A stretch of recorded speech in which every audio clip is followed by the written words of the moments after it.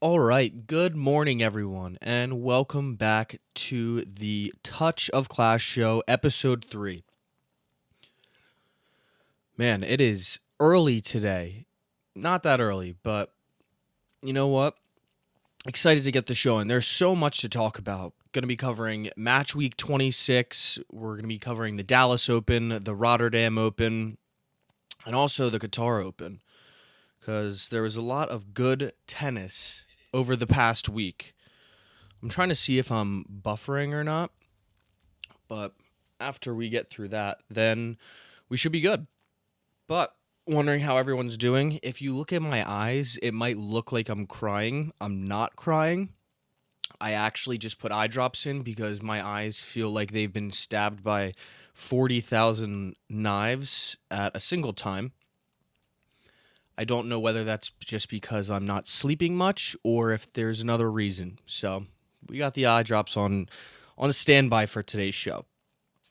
All right, well, enough beating around the bush. Let's just get right into it. Match week 26 was thrilling. There was a lot of shakeup in the potential title race. There was a lot of poor results, some great results for some teams that really needed a win, got the win, teams that needed a win did not get the win. Little spoiler right now, Manchester United did not get their fifth win, and that dude is not getting his hair cut anytime soon. And that's the only thing I'm going to say on that, because I honestly don't give one crap about this guy's hair. I hate that everyone talks about it, and I'm sick of it. We won 4 games in a row and then drew the 5th, 5 games unbeaten. We're the only team unbeaten in 2026, but I digress. We'll get into that a little later.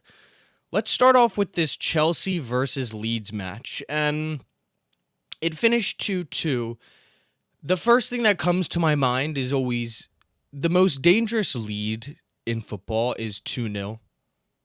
Everyone knows this. We're taught this from such a young age. The most dangerous lead is 2-0. And yet, when teams go up 2-0, they just start coasting. They start trying to play freer football. They try all the tricks, all the fancy passes. And that's when you just got to go put the dagger in. Get that third goal, and then you can start coasting.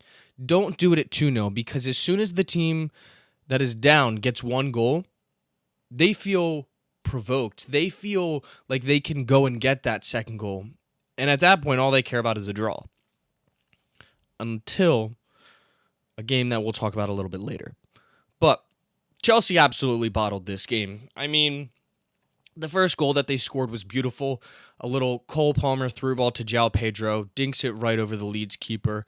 Absolutely incredible goal, and that's what you want to be seeing. I mean, that's why you put Palmer in those positions to pick up the ball, to carry it forward. He is so terrifying when he's driving with the ball at defenders. It's such a great skill that he has, and I really do think that he is one of the top Premier League players with the ball at his feet. You just see defenders back off. They're on their heels, and they're just constantly terrified. Then João Pedro is through again. The Leeds center back does a two-hand push, both arms extended. I don't know what he was thinking. He tried to plead his innocence to the ref, as if you're going to be not getting a pen there, if you're Chelsea. It's a two-hand shove. What was he thinking? You know, most people go with the elbow. Two hands outward stretch is the most obvious pen and foul that you're ever going to see. Of course, Cole Palmer steps up, absolutely slots it, and Chelsea look like they're cruising. That is until the demise starts. Leeds scored one of the worst goals I've ever seen, and that wasn't even the first goal. The first goal that Leeds get wasn't that bad, to make it 2-1. The second goal Leeds get, the ball is just bouncing around everywhere. I don't know how Bogle kept his foot on that. It's like he had the football under his spell, but then it just squirted right out to Okafor, and he slotted away to make it 2-2. And from there, you're thinking, here we go, Chelsea have bottled the 2-0 lead. maybe we'll get one more chance to get that match-winning goal. And sure enough, they do. I forget who it was carrying the ball down the right wing, but it was late in the game. Absolutely fizzes it across the box, and it's on Cole Palmer's foot. 0.91 expected goals from this shot. Do you know how high that is? How rare XG is for one single player on one single shot of 0.9 or higher? He absolutely flubbed it. Went off his shin, went over the bar, and Chelsea draw the game. It's so hard to criticize just Cole, especially in that moment, because he did have a goal and an assist and one man of the match. But that's why you have your star players. That's why you have your highest earners. You need him to finish that and put it in the back of the net. That's why he's a match winner. But obviously, on that given day, he was not. Tough for Cole Palmer, but hey, that's what happens. Second match that we're going to be going through is Everton versus Bournemouth. Now, this went the exact opposite way that I thought it was going to. I had predicted 2-1 Everton, and sure enough, it was 2-1 Bournemouth. Everton looked incredible. They got the first goal via Njai. He slotted it, bottom left, clinical pen. That's what you want to see. You don't want to see any messing about. Then Everton fell asleep for about 10 minutes. And if you fall asleep for about 10 minutes in the Premier League, you're finished. That's just unexcusable. Everyone on that team turned off. It was so weird. It happened right at, the 60th minute? They just were not playing cohesive football. Bournemouth got the ball, started attacking. Next thing you know, Ryan scores. And you think to yourself, all right, it's now 1-1. Let's just keep it simple. Let's move the ball around a bit and make sure that we don't give the ball right back to them. Sure enough, that's exactly what they do. Then, next thing you know, Adley is scoring, and it's 2-1 Bournemouth. And this game has completely fallen apart in a span of 4 minutes. Now, you're thinking, all right, do not lose your heads. Do not. You simply cannot. You have to find a way to reset. You've just given up 2 goals in a span of 4 minutes. You have to get back on track. No. O'Brien then goes and gets a red card for Everton. They get sent down to 10 men. And it's really just such an uphill battle from there. I mean, that red card completely put off the rest of the game.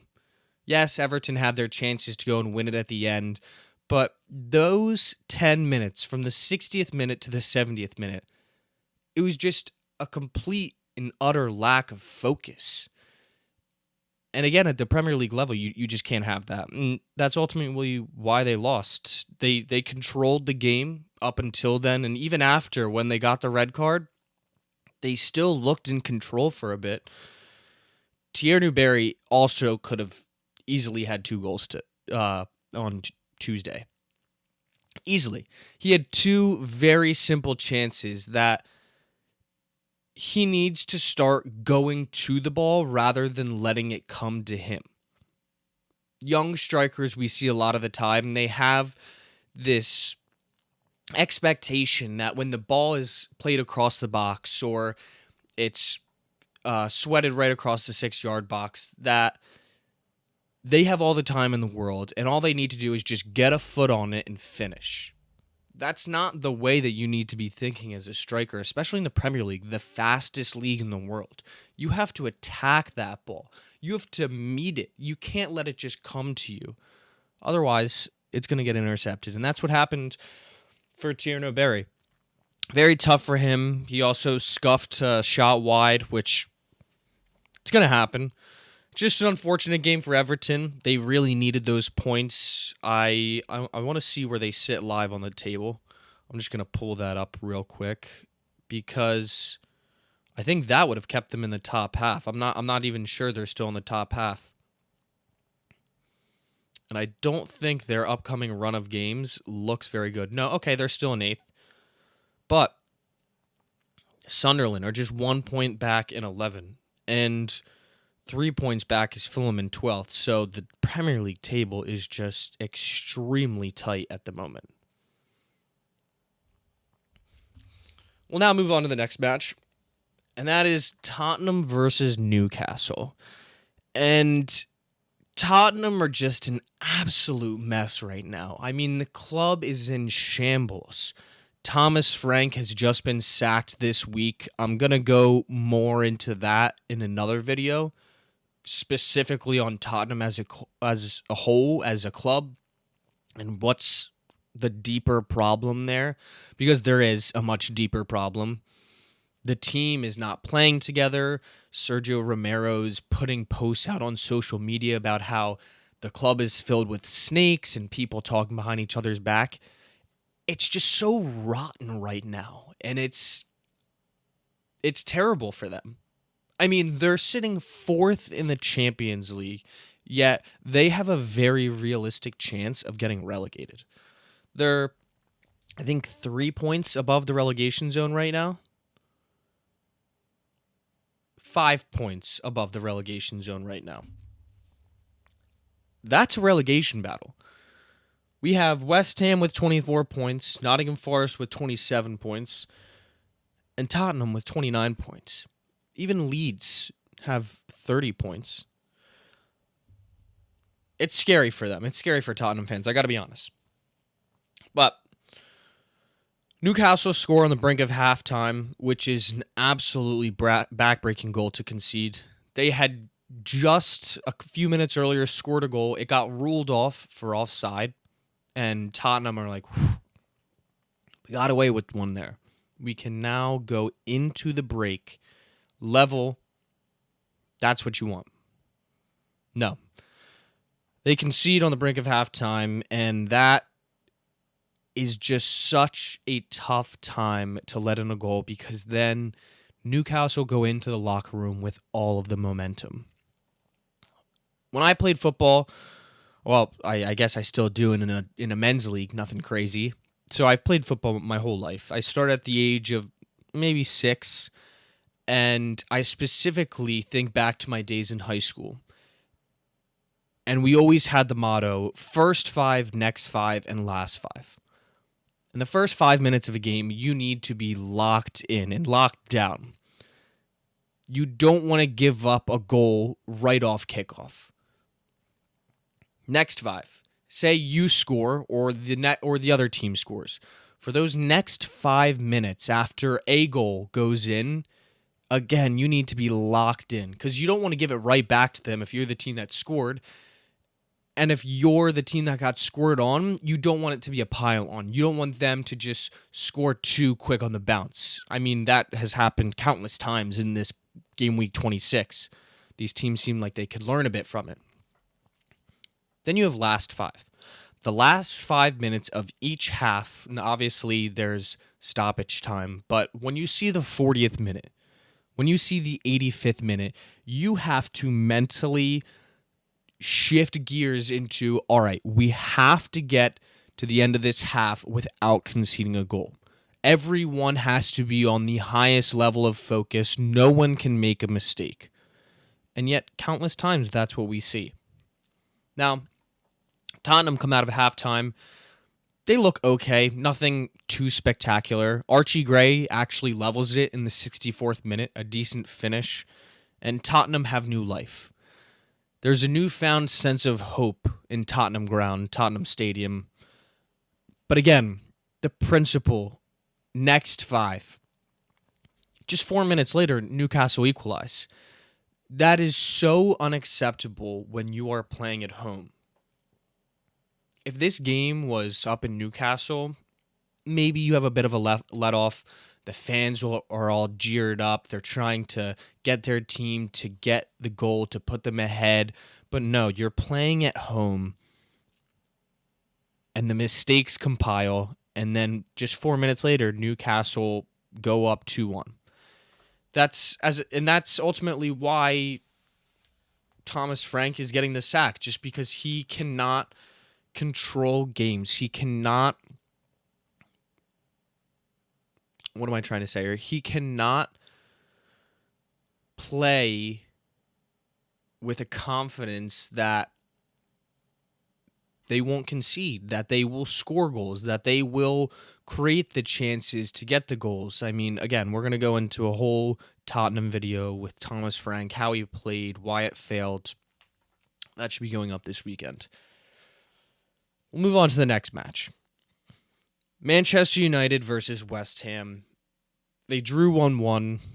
I talked about it a little at the start. This was the most frustrating result for Manchester United that Manchester United fans could have possibly had. You've just won 4 games. You've beat Manchester City. You've beat Fulham. You've beat Arsenal. And you've beat Tottenham.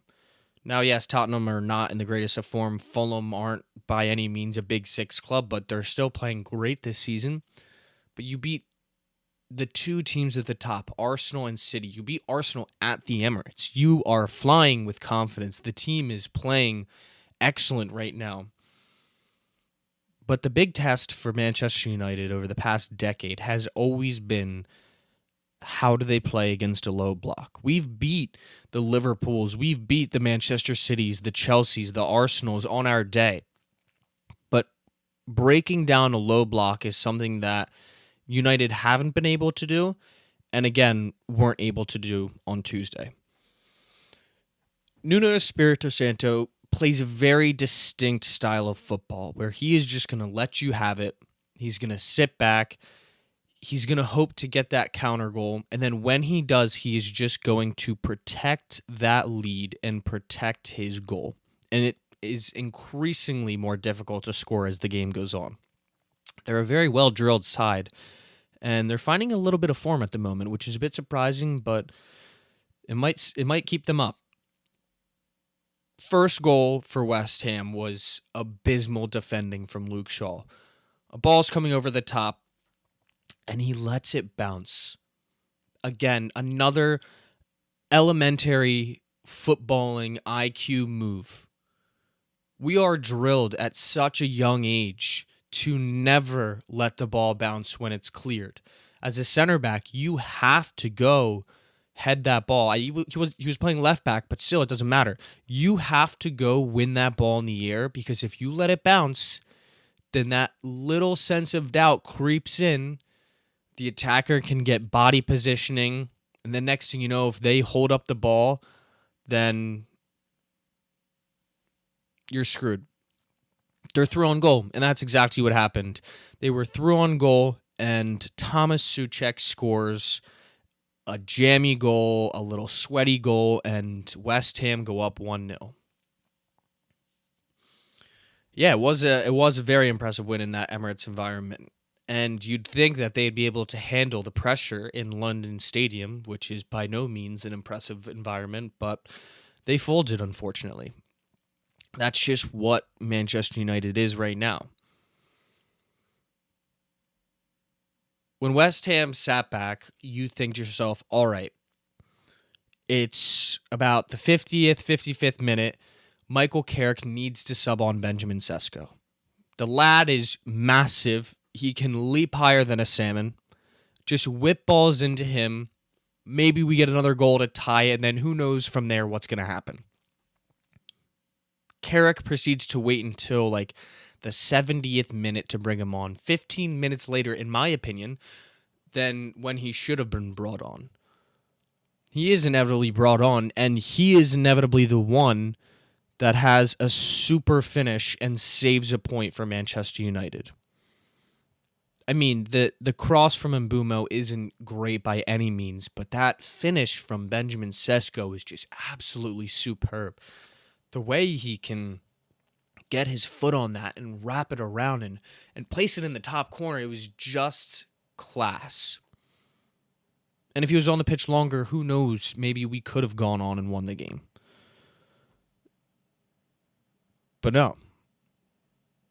Carrick is still unbeaten. The streak of unbeaten continues for Manchester United in 2026. Still in fourth. Champions League football's on the table. But there are teams creeping. We'll go on to Aston Villa versus Brighton now. And I got to be honest, this game was kind of a snooze fest. Villa won 1-0, and there's not a whole lot that went on in this game that was exciting by any means. Chances weren't great. I mean, just the scoreline alone shows everything. The lone goal in this game was an own goal by Jack Hinshelwood in like the 86th minute.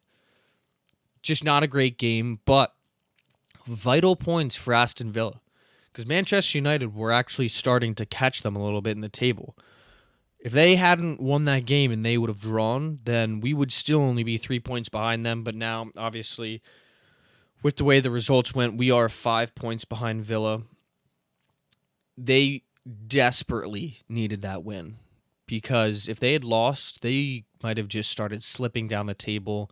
They have injuries in midfield, and it could have started a crisis. We'll now move on to Manchester City versus Fulham. Got to give myself a little pat on the back here. This game went exactly as I had predicted on Tuesday. I predicted a City 3-0 win, and City scored all three in the first half. That first half was just pure and utter dominance. They were playing Fulham off the park. Fulham didn't look like they had a chance to even sniff Manchester City's goal. After they go up 3-0, they just saw the game out. They didn't do anything in the second half. They actually had only 0.05 XG in the second half. That's got to be one of the lowest that City have had in a half this season. I mean, they just flat out took their foot off the pedal. They didn't even try to score. You know it's bad when Donnarumma is actually man of the match on FootMob because of his second half performance. Fulham tried to get back in the game, but Donnarumma just was making save after save. Weird second half for City. I really thought after that first half that we were going to see a potential 6-7-0 game. Fulham's back was completely broken, but they came out inspired in that second half, and they tried to get some goals. Unfortunately, it didn't work out for them, but the hope and the try was there. But in the end, City was just too dominant. And City are right there, sniffing Arsenal's back. And they're just praying that yet again Arsenal bottle it. But we'll get into Arsenal in a little bit. Let's move on to Forest versus Wolves. Another deciding game for yet another manager. This game finished 0-0, and this was just the Sean Dyche experience if I've ever seen it.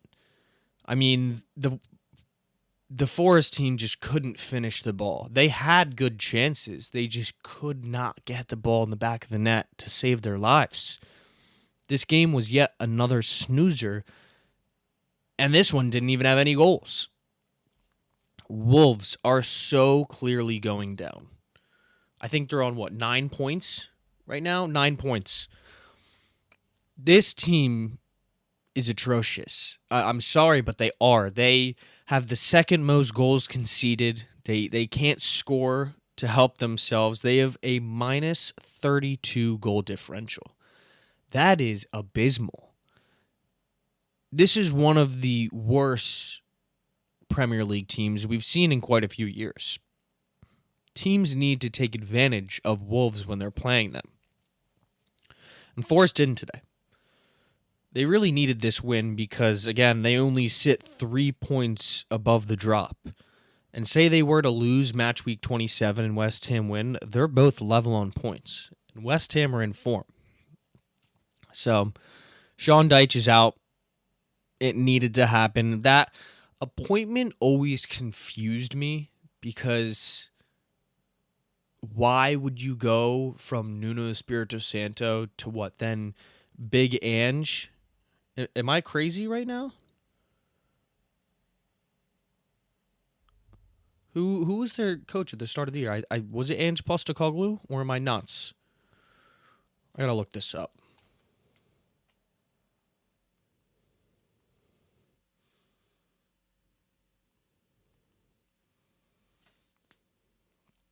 All of this while still being in Europe, which is just absolutely hilarious. Oh, Nuno. Okay, this is saying that Nuno was the coach at the start of the season. Oh man, this is Nottingham Forest have sacked their third manager of the year. That is abysmal. That's embarrassing. How do you let that happen? Their owner just set flames to what they had going the other year with Nuno Espirito Santo. I mean, they're in Europe right now. They're supposed to be having a pretty decent season, and it's just all gone to hell now. They're still in Europe. And now they're going to have an interim for the rest of the season. I mean, so is Manchester United, and so is Tottenham. A weird year for managers in the Premier League. Just zero tolerance this season. Chelsea got rid of Enzo Maresca, brought in Liam Rosenior. Lot of turnover for managers this season, but let's move on to the next game because this might have been one of the most exciting first halves of football I've ever seen in my entire life. What the hell happened in that Palace Burnley game? What was that first half on? Palace opened the scoring. A lovely finish from Strand Larson. It's a through ball over the top from Adam Wharton, and he just absolutely thrashes it into the back of the net. That was a great way to start your Palace career, to open your account against Burnley. Funny enough, his only other goal this season was actually against Burnley, but that had to just give him so much confidence. Then he scores again. He gets his second goal, and now you're thinking to yourself, okay, Burnley haven't won a game since maybe October. They're going to just fall apart. Scott Parker's team is unmotivated. They just feel like they're going down. But no, they fight. They have a good sense of fight in them too. And again, it's this 2-0 lead that these teams are just letting slip. You have to get that third goal. Just look at Manchester City. They got that third goal against Fulham, and it's back-breaking. Because you get one, and if it's 2-0, you get one, you're like, all right, we can get a second. Maybe. When it's 3-0, you get one, you're like, oh, we're still down 2. But that's when things just started going terribly wrong for Palace. And again, another team falls asleep. The last 5 minutes of the first half for Palace just went about as poorly as anyone could imagine. These fans were in hell. 40th minute, goal goes in for Burnley. I believe it was Hannibal Mabry. Absolutely wonderful bit of play. It was a great finish by him. And you think to yourself, all right, now we've got a game on our hands.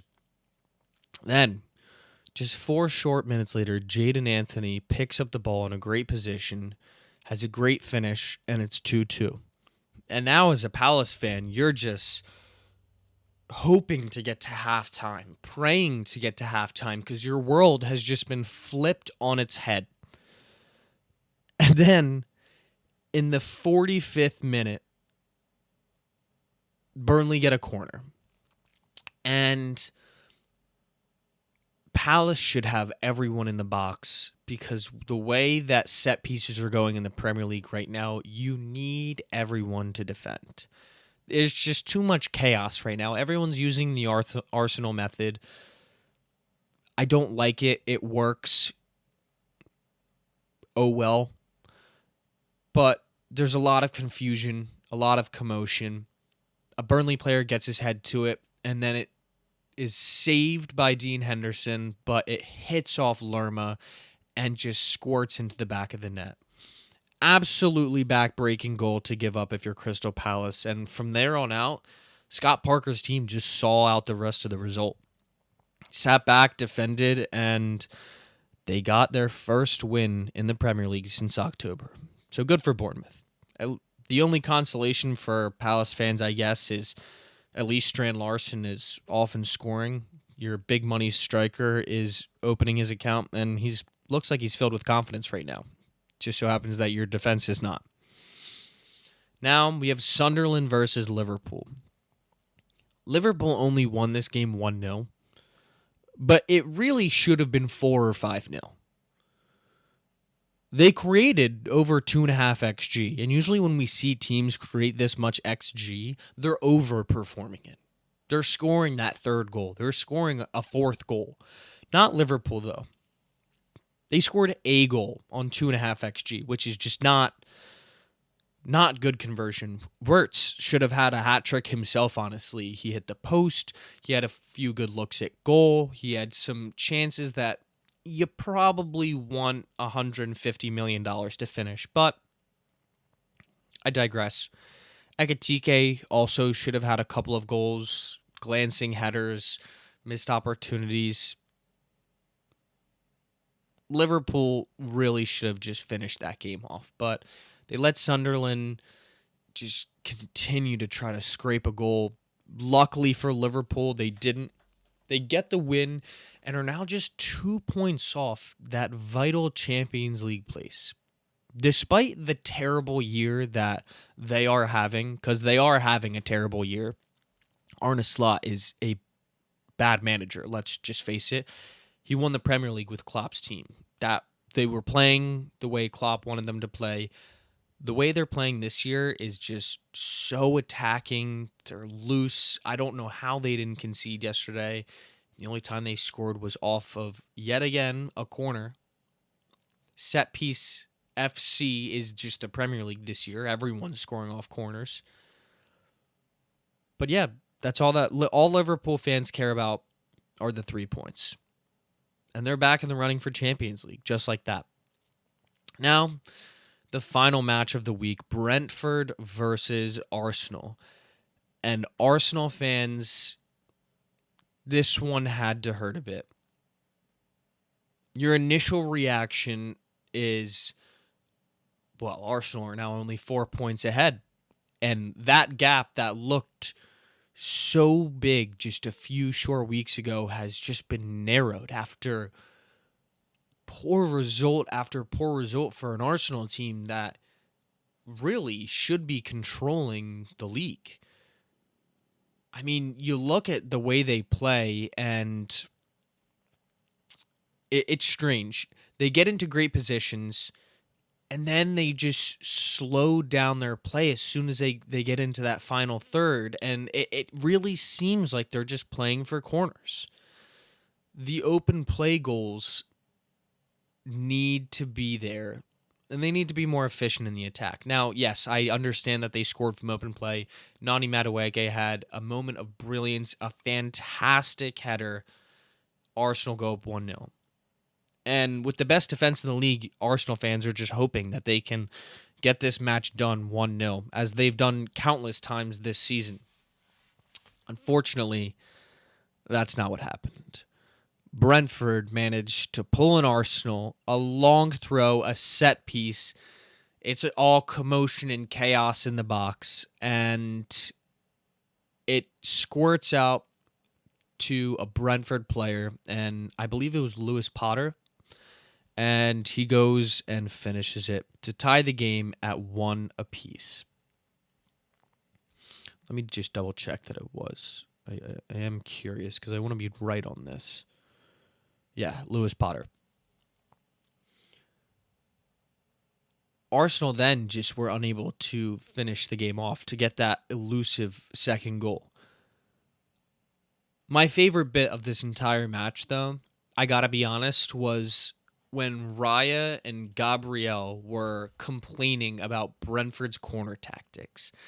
Raya was getting crowded, he was getting his shirt pulled, and you see him actually walk up to the ref and complain. That's like an alcoholic sitting at a bar and judging someone for ordering a shot, saying, "Oh, you're probably drinking too much. You should put it down and, maybe close out." What are you talking about? Hypocrite FC, Arsenal, Raya and Gabriel. It's embarrassing at this point. But at the same time, you got to be appreciative of Arsenal because they're making the title race interesting. You thought that they were just going to run away with it. It was going to be a boring year. The Premier League was kind of off. But nope, they have pulled Manchester City and even Aston Villa right back into it. The lead has narrowed. Arsenal, 57 points. Manchester City, 53 points. And Villa with 50 points. 7 points is not the craziest difference right now. There's a chance. It's going to be an interesting title race for these final 12 games. We even have a meeting between Arsenal and City at the Etihad, I believe in April, late April to say the least. March, sorry. Nope, that's the Carabao Cup final. Yeah, April 18th.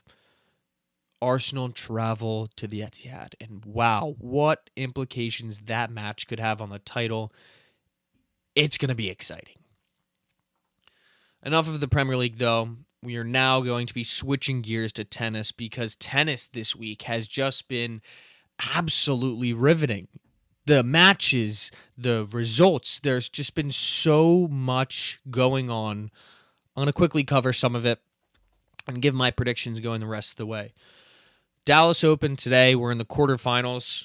We have Jack Pennington-Jones versus Marin Cilic.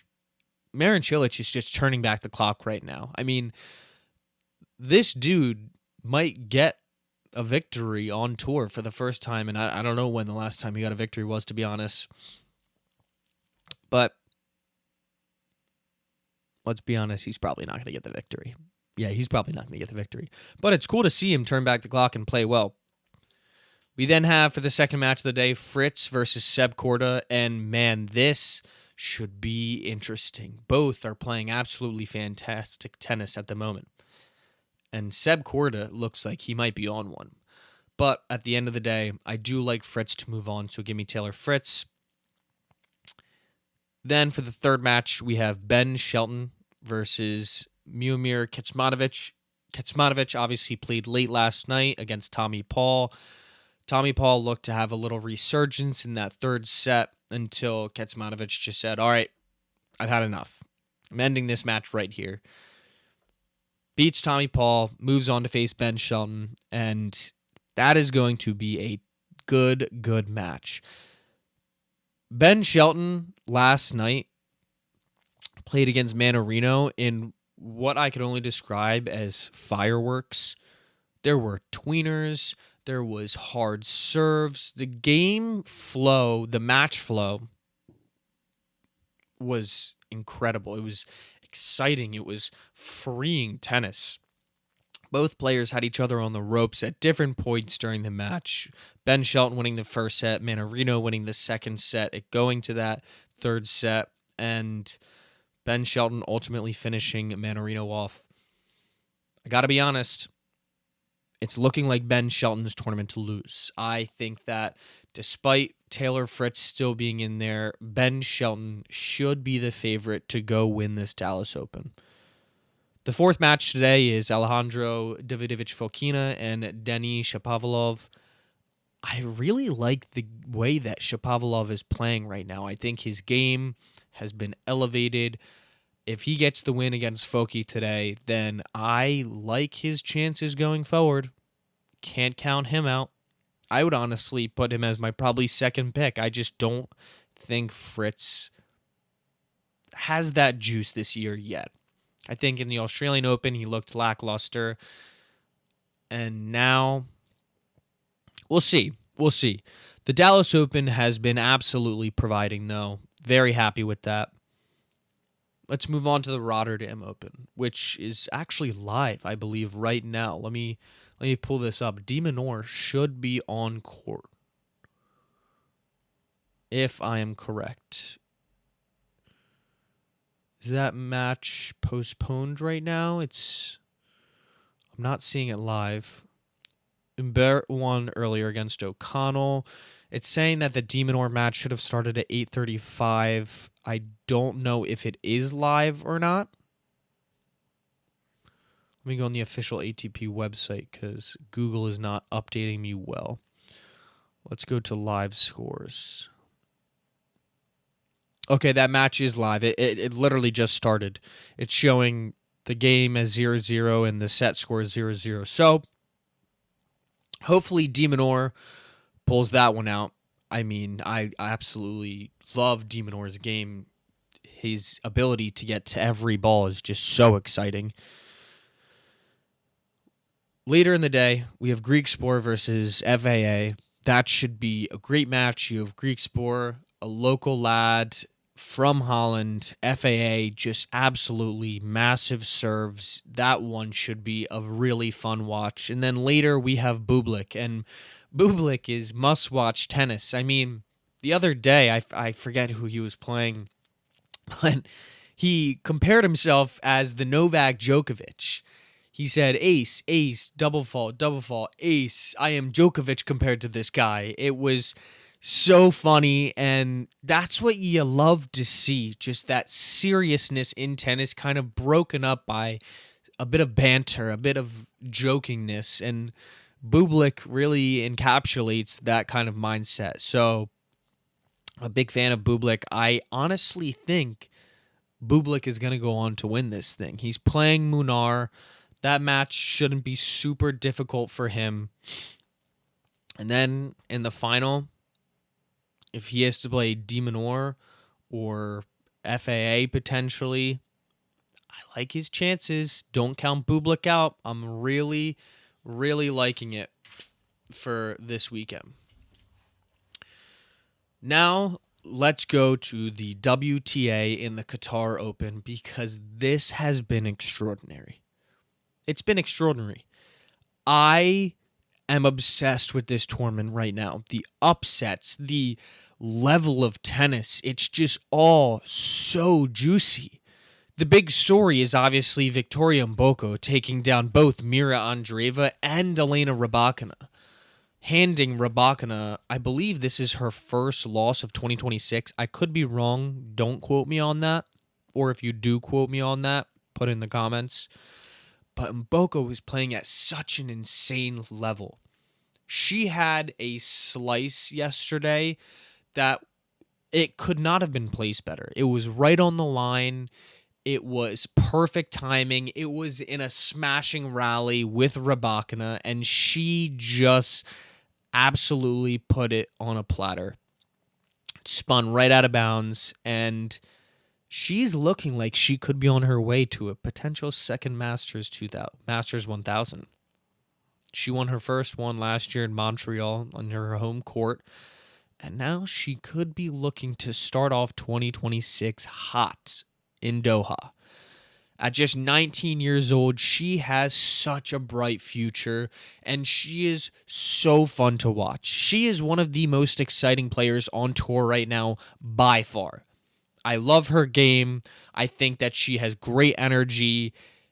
And Mboko, you have a huge fan in me, and I can't wait to see your match versus Ostapenko. Obviously, Makova and Ostapenko are the other ones playing great tennis at the moment, making it into the semifinals. And another big story coming out of this Qatar Open is Maria Sakkari out of Greece.